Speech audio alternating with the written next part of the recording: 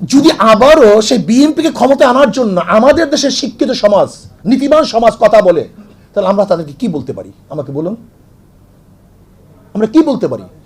5ই আগস্টের পরে যারা হত্যা করলো, গুম করলো, খুন করলো, চুরি করলো, ডাকাতি করলো, যারা চাঁদাবাজি শুরু করলো, তাদেরকে যদি আবার কোনো শিক্ষিত সমাজ, নীতিবান আদর্শবান মানুষ সাপোর্ট করে, তাকে আমি কি বলতে পারি? আমাকে বলুন তো, আমি কি বলতে পারি?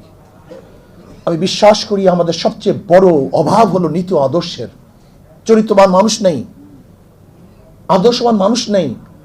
দেখবেন আমার এক ভাই বললেন, এ দেশ, আপনি কি চিন্তা করতে পারছেন সুপ্রিম কোর্টের পুরা বেঞ্চ সরকার পরিবর্তন হওয়ার পরে যদি পরিবর্তন হয়ে যায়, সেই দেশটা কোথায়? যে ইউনিভার্সিটি সর্বোচ্চ বিদ্যাপীঠ, সেখানের ভিসি সহ যদি প্রফেসররা সেখান থেকে রিজাইন দিতে বাধ্য হয়, সেটা দেশটা কোথায়? আমাদের দেশে নীতি আদর্শ কোনো চর্চা হয় না, শুধু গবেষণা হয়।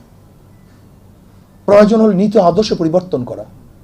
যদি নীতি আদর্শ পরিবর্তন না করেন, তাহলে অবস্থাটা কেমন হবে? একজনের নাম এ, একজনের নাম বি, একজনের নাম সি, তিনজনই চোর, ক্ষমতা আছে এ, সে কি করবে?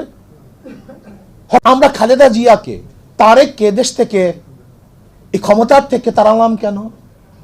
তখন শুধু শুনতাম, পত্রিকায় দেখতাম, হাওয়া ভবন, হাওয়া ভবন, হাওয়া ভবন, ট্রান্সফার কেস, খাম্বা কেস, দুর্নীতি, চুরি, ডাকাতি, পত্রিকায় প্রতিদিন আসতে হেডলাইনে, এত টাকা চুরি হয়েছে, এত টাকা ঘুষ হয়েছে, এত টাকা বাণিজ্য হয়েছে।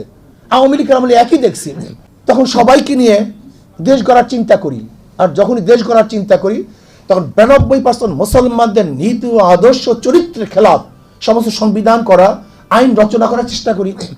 যেমন ধরে নেন ট্রান্সজেন্ডার, এটাকে মুসলমানরা মানে, আমাদের উপর চাপিয়ে দেওয়া হয়েছে। এর জন্য আমি প্রধান উপদেষ্টার সাথে যখন সাক্ষাৎ করেছিলাম, আমি তাকে অনুরোধ করেছি পাশ্চাত্যদের কোন সংস্কৃতি যেন আমাদের উপর চাপিয়ে দেওয়া না হয়, চাপিয়ে দেওয়া না হয়। আজকে যারা বাস্তবায়ন করবে আমাদের আইন কানুন, তাদের চরিত্রটা কি? এই যে সমকালের উদাহরণ দিছে আমাদের এক যুবক ভাই, গতদিন তাদের চরিত্র কি ছিল, আজকে তাদের চরিত্র কি? বিভিন্ন আদর্শের মানুষের বসবাসের স্থান। কি বলি? মুসলমান, হিন্দু, খ্রিস্টান, বৌদ্ধ, কিন্তু তখন কিন্তু পার্সেন্টেজ হিসাব করি না। মুসলমান, হিন্দু, বৌদ্ধ, খ্রিস্টান বলার সময় সবাই সমান, কিন্তু কেউ কি চিন্তা করছি পার্সেন্টেজ আর কি? এই চিন্তা কার মধ্যে আসে নাই? এখানে বিশাল একটা শুভঙ্করের ফাঁকি।